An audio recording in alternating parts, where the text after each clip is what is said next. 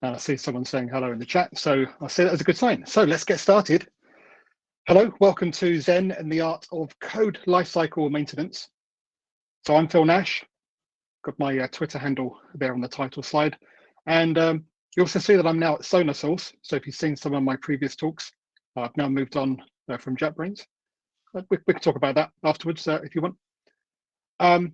This talk's not going to be about that. What is this talk about? Well, that's interesting. So if you've seen my talks before, you know I've done quite a lot of them, probably too many. And I keep track of them on my website, and I was having a look at them just recently. Since 2015, when I started doing more, right, are you keeping track? Yeah, I've done about 115 talks.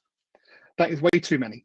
But as I was looking through, I realized there were a number of common themes that I tend to talk about a lot. Either single talks on the same subject or multiple talks. Then those themes are, well, testing, perhaps comes naturally, given my involvement with Catch. Functional programming techniques. My longest run of talks was on functional C++ for fun and profit, but I've done a few other talks in that same general area as well. A couple of big talks on error handling, and one on simplicity. Only one on simplicity, but that talk turns out to have been one that I sort of mined for material for other talks, probably more than any other. And this one is going to be no exception. We will dig into that. But even amongst those four themes, I found that there's actually a common thread. And that common thread is software quality. So this talk is really going to be taking that step back and having a look at software quality in general. And to do that, we first need to actually ask what it is. What is software quality? And it turns out to be quite a hard question to answer. Now, there's a blog post that I follow from time to time, The Shape of Code, Derek Jones, who is actually the author of a book on evidence-based software engineering. So, interesting guy to follow. And he did a post just earlier this year, back in March, I think, The Aura of Software Quality. And it's an interesting post, but towards the end, I think he really starts to show what he thinks of software quality, at least as an expression. I particularly like this quote. People in industry are very interested in software quality. And sometimes they have the confusing experience of talking to me about it. I like that turn of phrase. But a bit later in the same paragraph, gets right to how he really feels. Software quality is a meaningless marketing term. So yeah, he doesn't think much of it. Not that he doesn't think much of software quality in general, just people talking about it. His main point is that everyone has their own definition, and yeah, talking about it becomes meaningless because we're not talking about the same thing. And yeah, we've seen this problem before. I'm sure you remember this cartoon. The only valid measurement of code quality, WTFs per minute. And the reason that we relate to this, the reason it's funny, is because it sort of gets to the heart of the matter. You know, people know what good quality software looks like when they see it, but actually defining it up front, what it really is, yeah, everyone has their own definitions. They may not agree, but they know it when they see it. And that's a common experience, not just in software quality, just in quality in general. And in fact, that ties back to this book. So many of you probably recognized my title for this talk as being a play on the title of this book, well-known book now, Zen and the Art of Motorcycle Maintenance. Interesting, particularly because it's not really about Zen or motorcycle maintenance, although both do make an appearance in it. Subtitle, An Inquiry into Values. This is really about philosophy or metaphysics, if you like. It's a great book. If you haven't read it, I do encourage you to do so, just for the thought experiment of it. And a big part of the book is trying to define quality in general, not software quality. And it turns out to have exactly the same problem. In fact, Pirsig eventually concludes quite early on, that quality is undefinable. It's not that it's hard to define, you can't define it. But it does have this property of, you know it when you see it.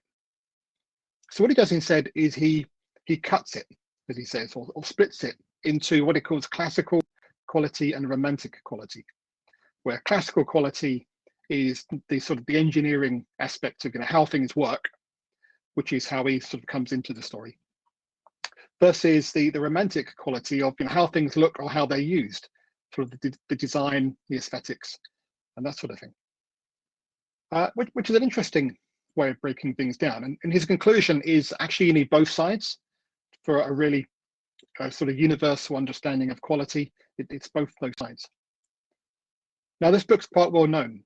The follow-up book, Lila, is less well known, but I think maybe even the more interesting book.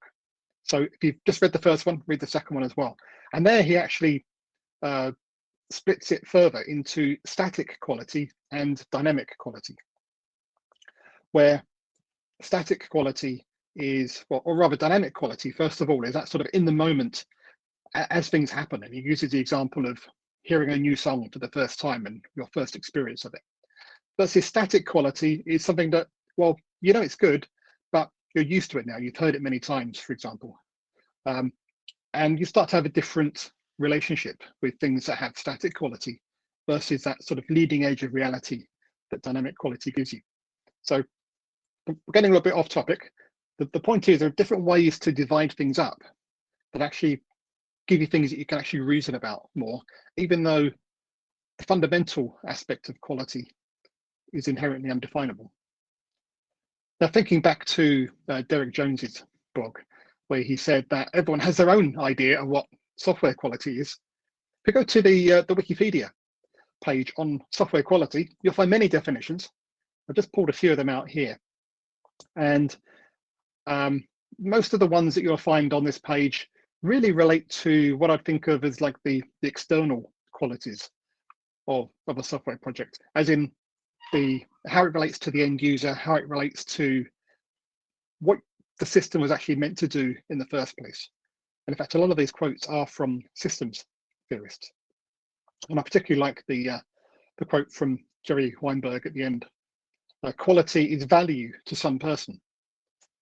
So suitably broad that, as long as there is value to some person, then there is inherent quality in this software project. But yeah, it does have this problem of many different definitions. So maybe we just need a standard, a way to define, right, this is what software quality is, and we're all going to agree to it. And there has been an attempt to do this. We have the Consortium for Information and Software Quality. And like with Pirsig, it sort of splits it, cuts it into a number of different things. But the bit that we will probably relate to the most is what it actually calls structural quality. So structural quality refers to the software's security, reliability, performance efficiency, and maintainability. Okay, now there's a list of things. We can get our teeth into that. Let's actually put it up there as a list. This is a good starting point. So this is the CISQ's definition of software quality, at least what it calls structural quality. Now, before I came across this page, I've actually put together my own list. And the core of it actually lines up fairly well. Maybe the first two are a little bit more divergent. So security and correctness are not the same thing, even if there's a big overlap. And I'm not really an expert on software security, so I'm going to focus just on correctness, as in low defect rates, being bug-free, free of logic errors, that sort of thing. Reliability, pretty much the same on that. CISQ has performance efficiency. Amusingly, I had performance/efficiency, because we're talking about slightly different but related things. But definitely corresponds there. And then maintainability, I had malleability or evolvability. Now, mine are the more hard to pronounce terms, but we're just talking about how easy things are to change over time without introducing new bugs. So I think that corresponds pretty well as well. Now, I add one more to this along these lines, which I call reasonability, the ability to reason about your code. And we sometimes talk about readability, how easy it is to read the code. And this is related, maybe even like a subset of reasonability. I think reasonability is a bit more than just readability, because it encompasses the whole of your code and how you can reason about parts of it in isolation from the rest. So I'll go with reasonability. And then just to add one more to the list, it's the one that the systems theorists had on that Wikipedia page, applicability. How your software actually applies to the problem at hand, how well it actually matches the requirements, if you like, or even how well the requirements match what it's actually used for. That's clearly important, but it's also so qualitatively different from the other aspects, which is why the CISQ separate the others out as structural quality. It does talk about applicability as well, of course.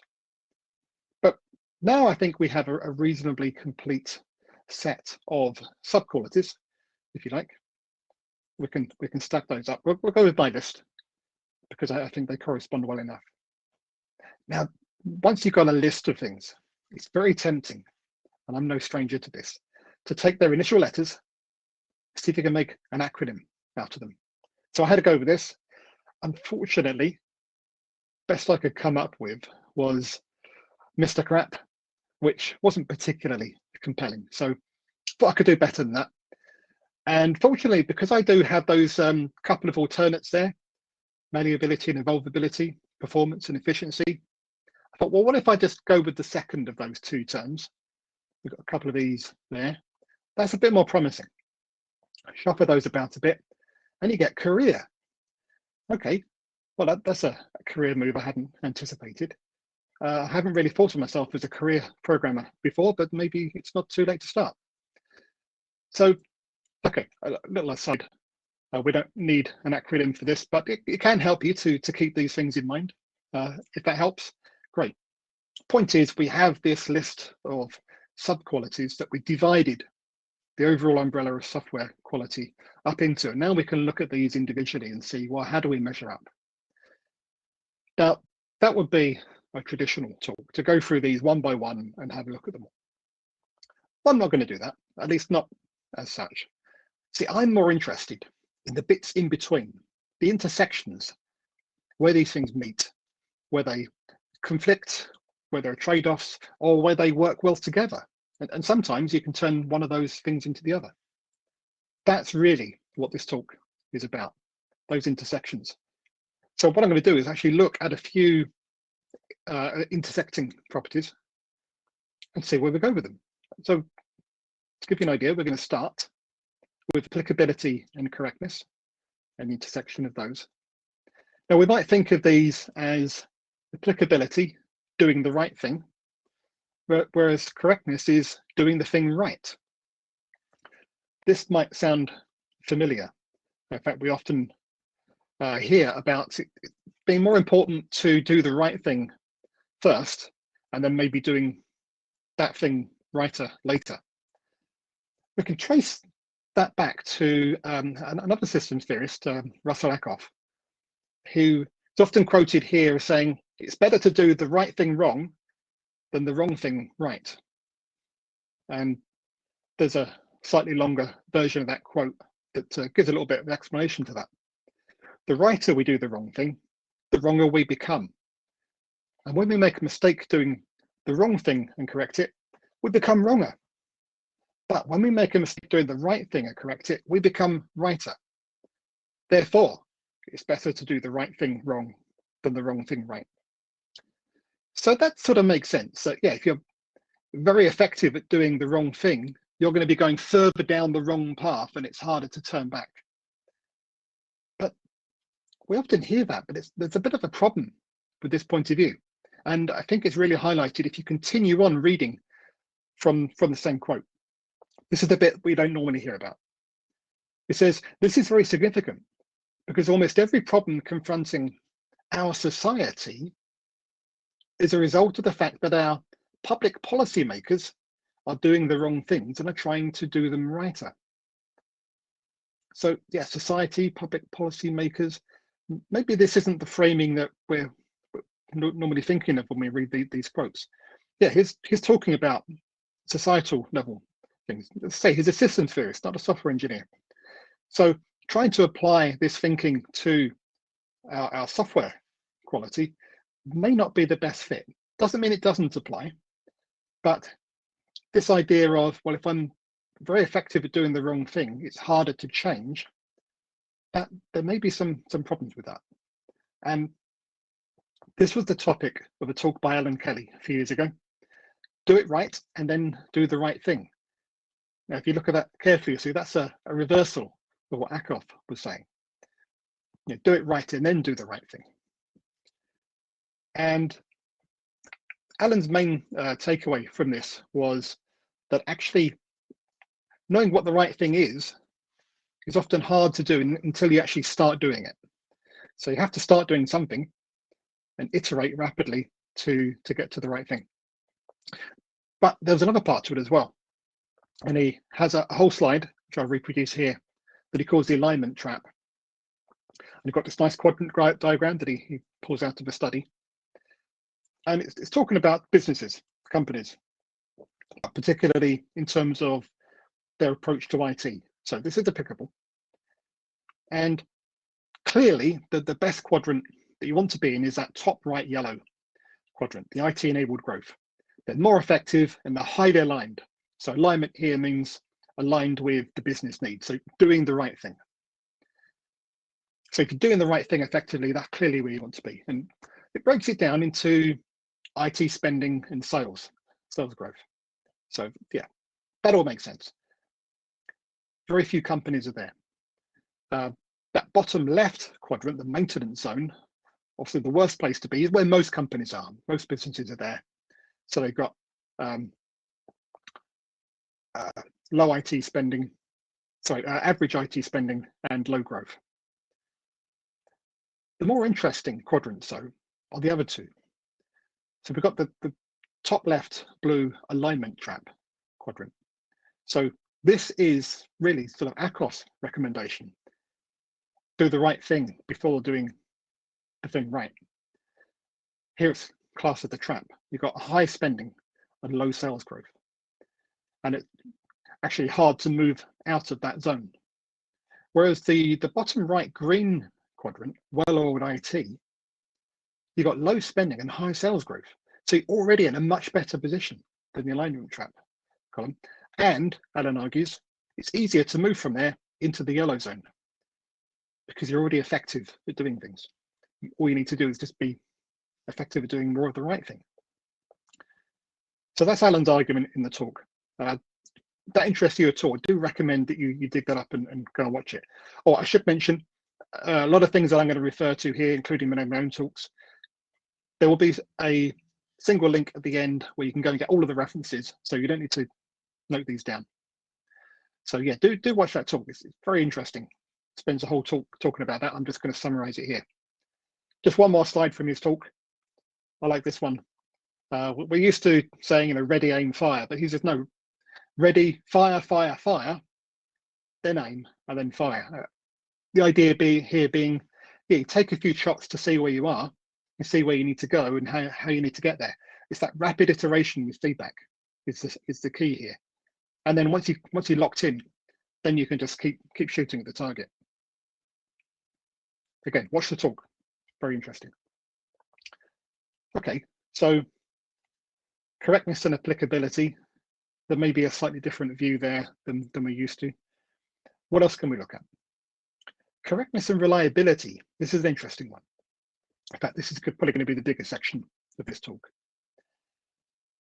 Right, remember correctness is, in this case, about low defect rates, using best practice, bug-free.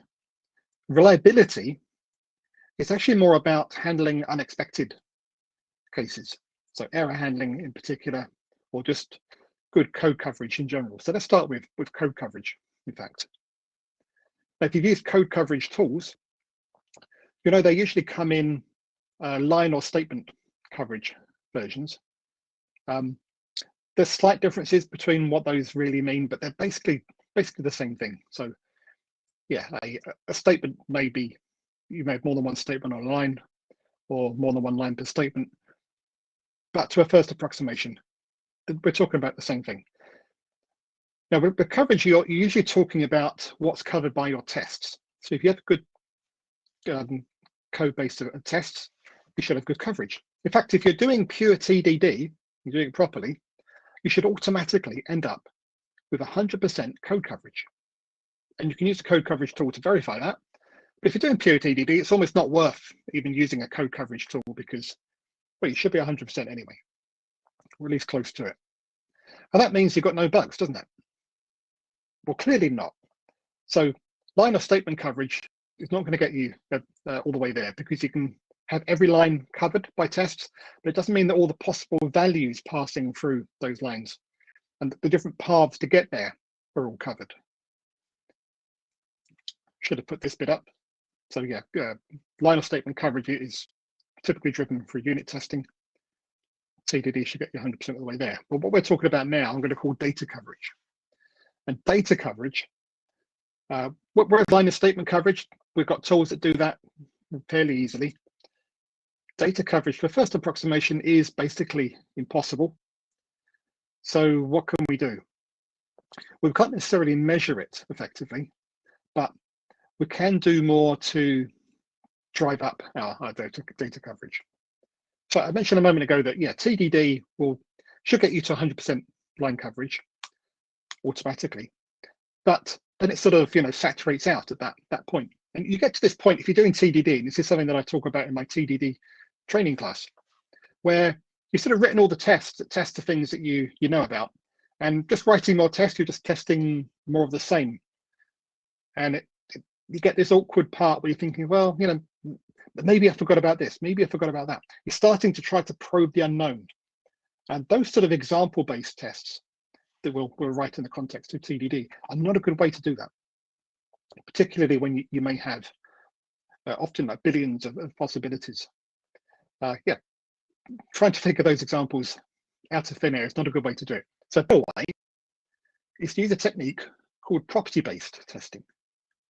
Now, it requires slightly different sort of shift in thinking in how you test. You're still testing at basically the unit test level, so testing against your own code directly, but rather than giving specific examples, you're saying, well, what property will hold, or what properties hold for all possible values that I can make this call with, for example. Then you can actually get the framework to generate values for you, usually randomly. There may be some ways to sort of put in a few sort of known problematic values like zeros and other boundary conditions. But usually we're talking about a random selection because we're now trying to probe for those things we didn't think of. So you generate those values, you make a call and you say, these properties should always hold. And a slightly weaker version is we can say, well, you can carve the domain up a bit and say, well, it always holds in these conditions. But the best properties are ones that always hold. And at first, it can actually be quite challenging to think of those properties. But with a bit of practice, you'll start to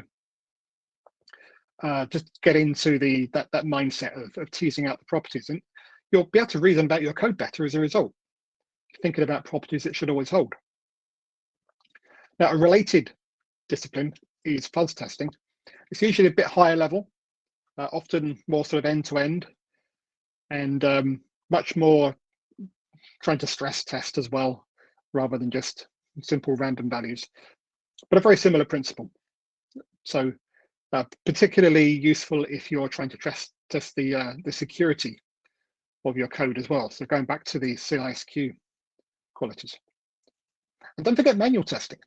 Manual testing is another great application of testing here because you're relying on a tester who is just perhaps mentally tuned, or at least through practice, to have that mindset of trying to break things. So you as an engineer may be trying to build things up and they're trying to break it down. They're going to think of things that you didn't think of, and they're very good at it. So if you have access to manual testers, don't get them executing predefined scripts. That's what automated testing's for. No, get them doing this exploratory probing work. You can't really beat that. Between those three things, you can get a long way towards making sure that your code is very reliable and the correctness applies not just to the happy path. So, okay, so in summary, line of statement coverage that you can use tools for, but TDD can get you pretty much 100% of the way there, whereas data or path coverage techniques like property-based testing, fuzz testing, and manual testing are really where it's at. But I mentioned error paths. I think this deserves its own special treatment, partly because error paths are often hidden, particularly thinking about exceptions in C++ at least. So our code coverage tools, depending on which tool you're using, they may or may not show you exception paths as well. So they may not even show up in your coverage statistics. But the other thing about error paths is there's two very different types. One is what I tend to call IO errors. They're sometimes called disappointments. These are things that you don't usually want to think about. It's like, well, I wanted to do this, I couldn't for some reason. It's something that it's not a bug, it's more of a runtime condition. You can maybe use control flow around it. You may use exceptions for this, but yeah, you should be writing the code to handle it, but it's not really what you wanted. Versus what we call logic errors, aka bugs. And this is more the domain of contracts. I use this in the more general term, so not specific to what nearly went into C++ 20 and may but probably won't go into 23.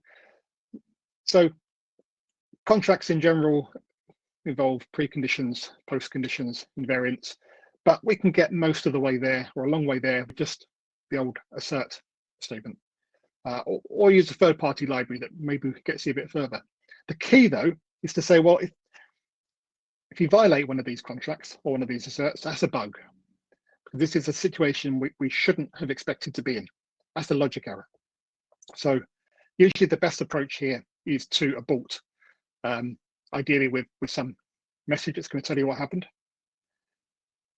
Now, we often talk about this in C++ world as being two different things. It's not the case in most other languages. Most other languages tend to conflate these. And you often get things like Stack Overflow exceptions is a classic one, or null pointer dereference exceptions. Exceptions are not a good mechanism for handling those. Although safety critical systems may be a special case there. There is a case for trying to carry on as best you can, despite the presence of bugs. All right, let's drill into this a little bit more and look at some of the ways that we can handle disappointments. So let's take this example of simple function to convert a string to an integer. Don't worry too much about the implementation, just using a string because it should be something that everyone shall understand. If you were doing this for real, there's better ways to do it. In fact, there's standard library facilities. Now, if you want to do this, if you passed it a string that doesn't contain an integer, what do you expect this to do? Well, when I ran this, I got a 0. And my reading of the standard is that should be guaranteed. I couldn't be 100% sure because it's actually quite difficult to go through the different layers of meaning. But my interpretation is we start off accumulating our integer with a 0, and we stop at the first non-numeric character. Because there are none, we end up with a 0. But that's not a good situation. Now we can't distinguish between a string that has a 0 in it and no numbers in there at all. Probably not what we wanted. What we wanted to do was some way convey that error. So we can test the stream. And one thing we might do is throw an exception. That involves not having to change the signature. That may not be what we want to do in this case, though. So exceptions can be used for handling disappointments, but they're more for those exceptional disappointments, the very rare cases, because there's an overhead to exceptions that we don't necessarily want to pay. In this case, we probably want something a little bit lighter weight. So a good candidate could be an optional. I'm sure we're all familiar with using optionals now, so I won't belabor it too much. But rather than returning an integer, we return an optional integer. If we don't have a value, we return null optional. And in usage, we can treat the optional as if it's a pointer semantics. We can test it against the explicit Boolean operator and dereference it in the case that we have a value. Simply enough, we know how this all works, but there's still a problem here because, yeah, while we did test that, we did test it before dereferencing it. We're not forced to test before we dereference. We can dereference without testing. And if we do, that's undefined behavior. And that's not a situation we really want to expose ourselves to. Now, coming in C++ 23 are the so-called monadic operations on stood optional, map, bind, and or else. And basically that just means we can do the same thing using these lambdas. We can pass to map. And now you see the map function, its method itself, will do the test and do the dereference and pass us the dereferenced value. We don't have to dereference that optional ourselves. If we've got a value, we know it was valid. Otherwise, it's going to filter down to the or else, which you can consider a bit like the catch in an exception block as well. And then we don't have any value. We can't accidentally dereference the value that we never had. So this is a safer way to do it. It might look unfamiliar and so a little bit scary or a bit too much syntax there, but it's actually compares pretty well. Go back there. I think it's actually clearer once you get used to it. That's coming in 23. Look out for that. It's not the only way that we can deal with these. We talked about exceptions. We can have good old error codes. If you do use error codes, please use them with no discard. We may still have to deal with code that was written before we had no discard, but we have it now. There's no excuse. That was one way that we could end up ignoring an error situation. Stood optional we've mentioned. If you are going to use error codes, rather than just using raw enums, do consider using stood error code. We've had it since C++ 11. It's very underused. Do look into it. I'm not going to go into that in much depth now. There's also boost outcome. Boost outcome is sort of like the halfway house between exceptions and error codes, or something more like stood expected, which I should also mention, also coming in 23. Stood expected, if you don't know, it's like an extension to stood optional, where in the case that you don't have the value, you can have another type that tells you why you didn't have the value. So it's more like a union type, but specific to error handling. Possibly, we may go down the road of static exceptions. That's P0709.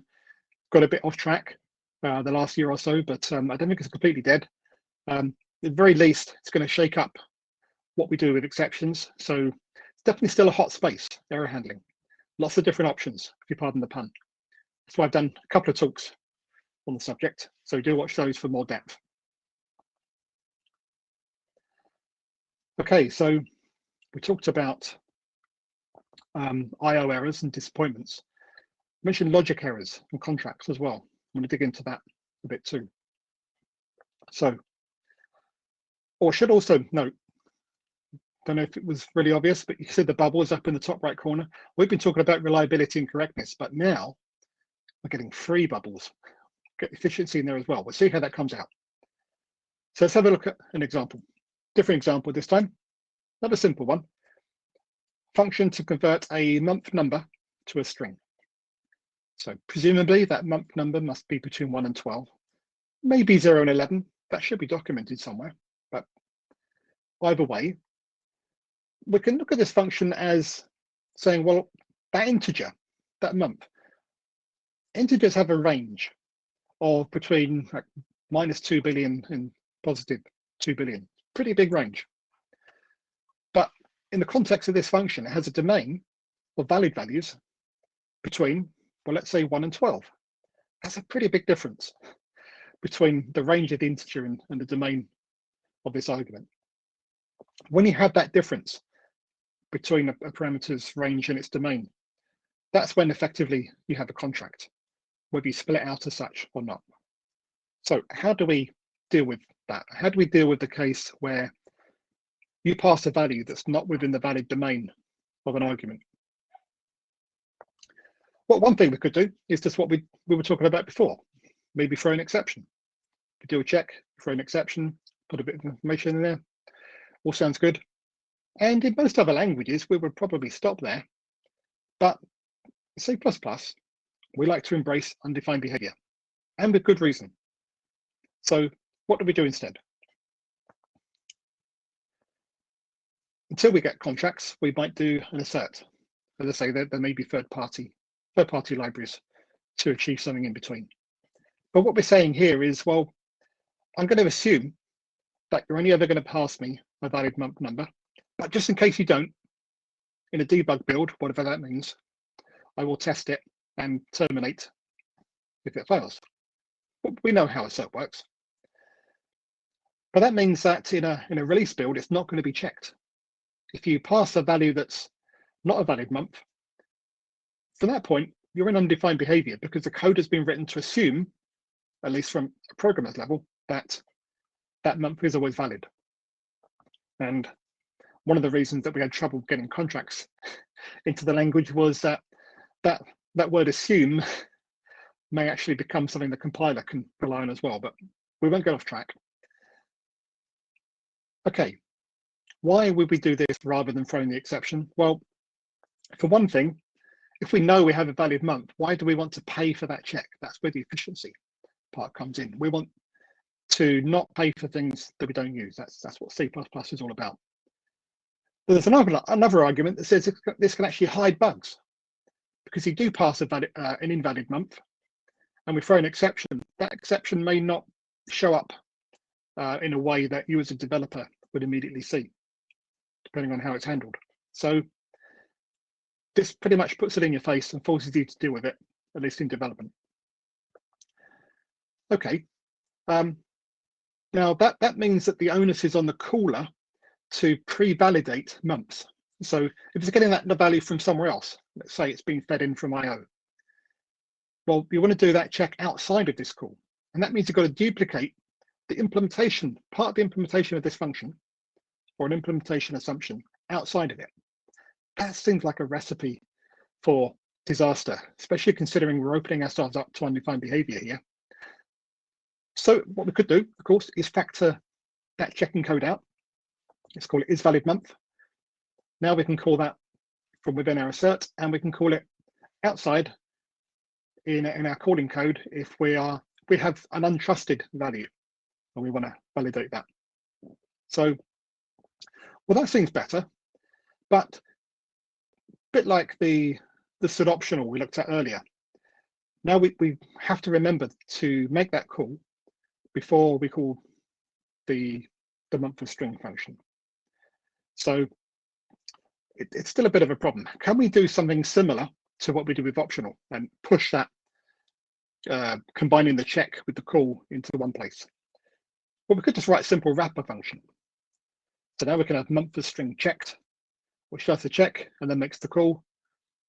And in the case that we fail the test, now we could use exceptions or error codes or stood expected or whatever disappointment mechanism we want to use, only on the checked path.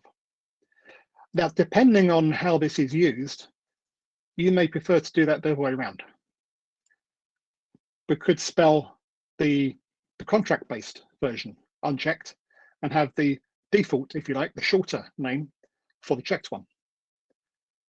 There are different schools of thought on this. I tend to lean slightly more towards this in most cases, but it does depend on your exact use case. But is this really a problem in the language? We look on Wikipedia for Ada. One of the examples it gives there is of a date class that is built up of bounded integers. So we actually have a month type there. It's defined in the language. It gives you the mechanism to say this is in the range of 1 to 12. And that means if you passed a month, you know that it's always going to be valid. Now, we don't have that in the language in C++, but of course we can approximate it. So we could do something like build our own month class. Now we could do this with a bounded integers library. That may be a good approach as well. But we can also do it in a slightly more custom way. We'll stick with that for the moment. So now our month constructor. Well, you might want to do something slightly more sophisticated than this, but just to keep it all on the slide. In the constructor, we'll do our isValidMonth check, throw the exception. So it's exception based here, but from that point on, and I should say, now we can change our month as string function to take a month instead of an integer. Now, month as string doesn't need to do any checking because it knows it's always got a valid month. But if we pass an invalid month to our month constructor, that's going to throw an exception. What if we still have an integer that we know is a valid month at that point? We can't write a separately named constructor. So we can use a technique like use a tag type, so just an empty type. I called it unchecked tag here. That's only used just to overload the constructor. And now we can call those two constructors either the default one, which throws an exception, or the one with the unchecked tag that does an assertion. So we have the same capability. Now here I definitely lean more strongly towards making the throwing constructor the default one, and the unchecked one the one you have to opt into, because now what we've effectively done here by introducing this correct by construction type is we're pushed that checking as close to our boundary with our untrusted data as we can. So the moment we get in something, say from IO, we put it into a month and it gets checked there and then. The few places left where we actually need to construct a month with an integer that we know is going to be a valid month, well, then I think it's worth putting that clearly in the code with the unchecked tag. Now, you may still disagree and do it the other way around. That's not the main point of this. The main point is using the type system to reduce the places that we have to check things and reduce the scope for undefined behavior accidentally creeping in. So we can get that perfect trifecta of reliability, correctness, and efficiency.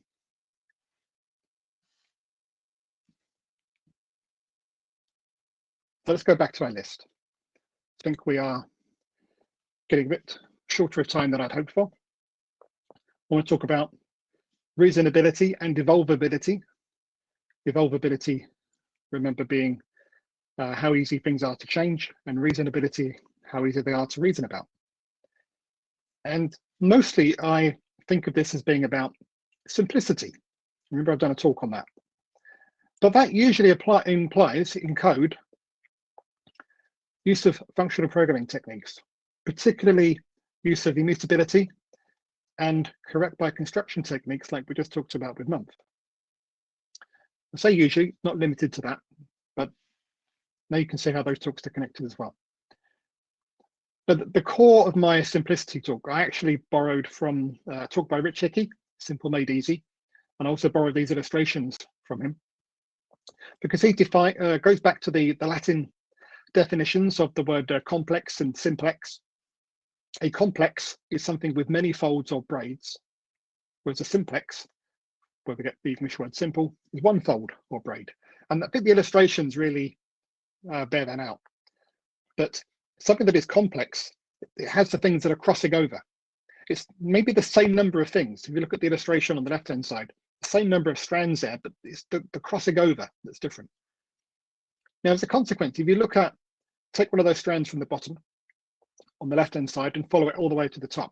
In that simple case, no problem at all, it's trivial. On the right-hand side, if you want to follow one of those strands to the top, you've got to carefully follow all the way around to see where it comes up. And there's only 4 things there. And that's really the crux of this. It doesn't take many things crossing over for your ability to trivially reason about them to just almost disappear. So getting rid of unnecessary complexity is really key in our ability to be able to reason about code. What are the main sources of complexity in our code? Now we've got that definition to work with. So this is the list I came up with. And I've actually been updating this list over time because every time I give a TDD course, I ask the same question. We have a whiteboard session and put down any suggestions that people come up with. The last time I did this, somebody mentioned templates as well, and there may be something in that. But we've got the obvious ones like threading and concurrency, globals and singletons. Singletons really just being a design patterned global, as well as other types of shared state. So even the shared pointer can give you extra complexity. Mutability is the interesting one, and that's where it ties into the functional techniques, because mutability is really, it's got the crossing over, that compacting, as Rich Hickey likes to call it, of a value and the passage of time. Because at different points in time, it may have a different value. And the only way you can reason about the value is by following it through the whole path through your code. And that's why mutability is such a complexity adding thing. Cyclomatic complexity, well, it's got complexity in the name, but it's specific to control flow, if statements, for loops, that sort of thing. All these things, of course, are necessary, but they can add complexity unnecessarily if you use them where they're not needed. So minimizing them as much as possible is really the key. I've also added leaky abstractions. Again, abstractions are really important, but they're also leaky. I go into exactly why in my simplicity talk. So be careful with your abstractions. Use them appropriately. Code and module dependencies as well, very similar to what we said about with globals and singletons. The more things are interrelated, just the harder it is to reason about. So it turns out that if you have lower complexity, not only is your code easier to reason about, as we said, but it's also easier to test and easier to change. And those three things really go hand in hand, or hand in hand, because again, tying this back to TDD, one of the reasons that TDD works well if you're using it appropriately is your tests will tell you when something is hard to change because you've got unnecessary complexity in there, and that forces you to then think, how can I lower that complexity? I can reason about it more clearly, and now I can test it, and you're able to change it in order to do that. Those three things always seem to come together.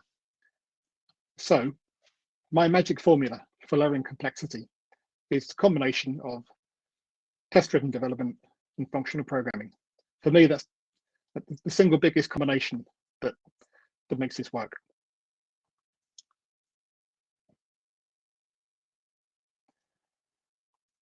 Let's get to, I think it's not even the last pairing, but reasonability and efficiency. I'll try and be efficient with this one. So we have high-level code and we have a low-level machine. And we may be happy to stay just with high-level code, and many languages are happy to do that. But then we leave efficiency on the table. So systems languages came in to try to bridge that gap, give you just enough high-level abstractions while still exposing how the machine works. The trouble is that machine, that particularly languages like C and therefore C++ were sort of originally designed around, is basically the PDP-11. Now, if you've never seen a PDP-11, here's one.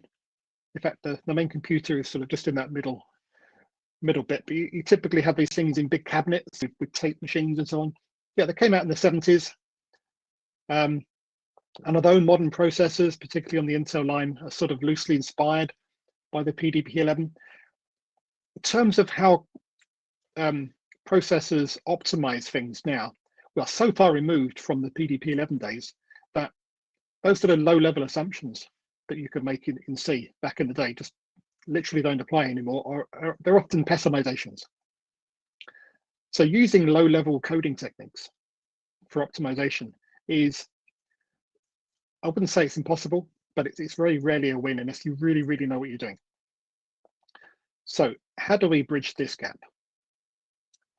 Well, one of the things we can do is working on the reasonability side of things. If we make our code easy to reason about, particularly using techniques that reduce the complexity, we're also making it easier to reason about by the compiler. The compiler can then do that optimization much more effectively for us most of the time. There will still be times that we'll have to optimize further if we really need to, but that's when we we start measuring and only take those extra steps if we need to. But here's an example that I used in my functional C++ talk. So we have some code that wants to initialize this enum variable, but it needs to call another function in order to know how to initialize it. So one way we can do it is have an uninitialized declaration up front, make the call, and then we have an assignment statement to actually set it. It's simple enough, but there's a number of problems with this, even in such a few short lines of code. One, we have that uninitialized variable. We don't like those, but initializing it to some value that we don't want or might not want doesn't seem to be the right way to go either. We also can't make that variable const because we need to assign to it. And that means we can't reason about that value now without looking through all of the code that it might pass through. Remember I said immutability really is a key part of reasonability. And we've had to use side effects within the curly brackets there. Those statements are always side effects. Now, of course, in C++, we have an easy solution for this. We can just use the ternary operator, and that does exactly what we want. We can make our variable const. We can initialize it right up front, and as a bonus, we can use type inference. Great. There's a couple of problems with that, though. I mean, I am actually quite comfortable using ternary operators. You do have to be careful about precedence. It's not always quite as intuitive as other things. So if you're careful with that, you don't overuse it, they could be fine. The bigger problem is it doesn't really scale. So look at another example. Now we've got a switch statement. We've got more than two states. We can't use a ternary operator. So we're back to uninitialized variable and side effects. And it's messy code. But there's a technique that we can use that effectively fakes converting this into an expression. And that's to move it into an immediately invoked lambda expression. So wrap the whole thing in a lambda, which we immediately invoke at the end. You can see the empty parentheses at the end there. And now we get back all of those benefits that we saw before. It's const, we use type inference, there's no side effects. Technically there are, but they're pretty much invisible to us because there is still a return statement in there, but we don't see the effect of that. And it's actually even less code as well. If we compare that to that, I think this is clearer. So definitely easier to reason about, even though we've got the extra syntax of the lambda expression in there. Now, when I talked about this in my functional C++ talk, I also said that in this case, it should compile down to basically the same code, and I even showed some decompiled assembler to prove the point. I said that with a more expensive to construct type rather than an enum, it may actually be cheaper to do it this way because we don't have to initialize to one state and then assign to another. So I did do a little experiment with a more expensive to construct type. This one just copies characters in to a vector. And then we construct our expensive type like so. We convert that to the version using the, sorry, that is the converted version, yes. So that should avoid having to construct our expensive objects more than once. We should construct it in place.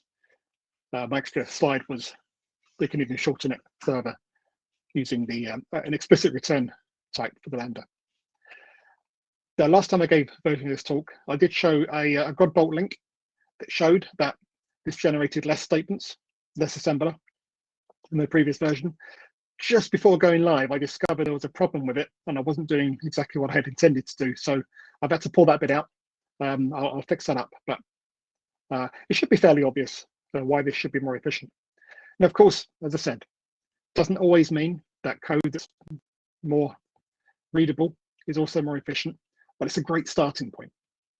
So I think we shouldn't lose sight of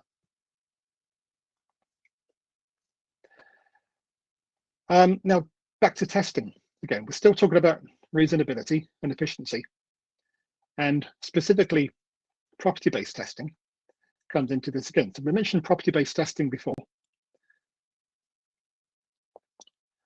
We can actually use property-based testing, not with true properties, but let's say you have an algorithm. You've got a slow but easy to reason about version of this algorithm. It's trivial to look at and say, yeah, I can see why that works. And then you have this highly optimized version that should give you the same result, but just in a much harder to reason about way. Now, you can actually use property-based testing to test your fast but tricky version in terms of the slow but easy version. And depending on what it's doing, there may be some tolerances in there, but you can usually get this to work. So now you are getting the benefits of reasonability in the slow and easy one, but the efficiency of the highly optimized version. So even if you do have to resort to low-level tricks, you can still intersect these properties. Okay, we are getting towards the end, but I'm running very short of time. To sum up, we looked at these 6 properties, but we looked at all of these intersections. So quite a few there. That gets quite crowded. We can link these up actually. So we've got the correctness now. We can join these bubbles up.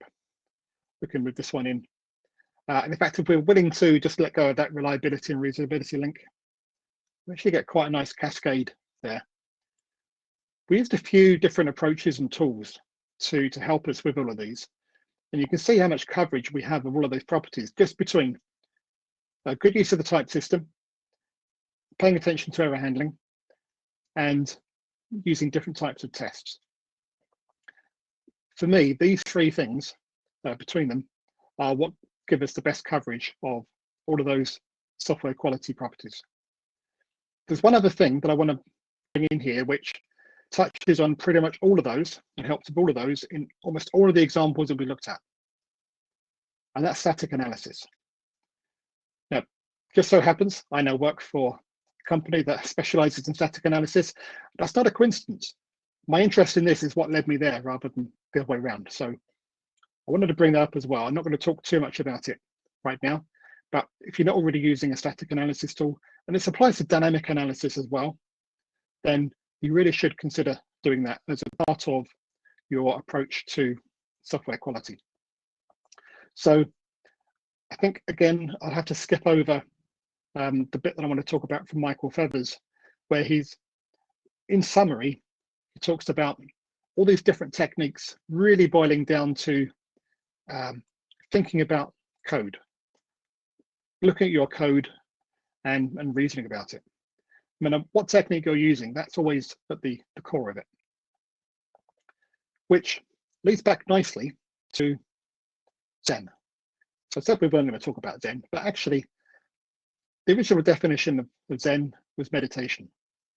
And on the Wikipedia page for meditation, it says it's focusing the mind on a particular object, thought, or activity to train attention and awareness and achieve a mentally clear and stable state.